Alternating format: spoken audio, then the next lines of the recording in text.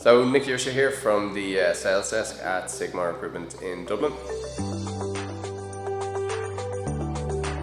So for me, seeing a lot of sort of senior leadership roles, sales directors, regional directors, business development managers, a lot of ads, a lot of companies looking for these kind of roles. On the more junior side of things, it tends to be the sort of business development reps, specifically, with the second language, the likes of German, Dutch, French as well. We're seeing a lot of those roles at the moment.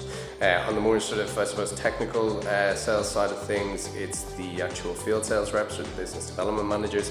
Obviously during COVID, there wasn't a whole lot of advertising for these kinds of roles, but as the country started to open back up, you're starting to see a lot more looking for field sales reps as well.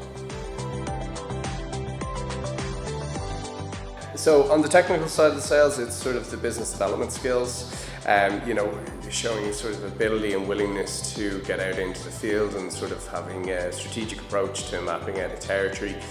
On the software side of things, I think it is definitely less criteria and more sort of hiring on sort of attitude and I suppose a belief that a person will be able to grow into the role.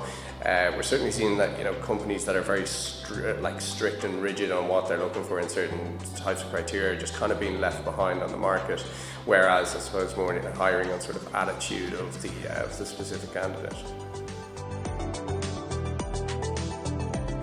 On the technical side of things, it's definitely looking for the business development type of roles.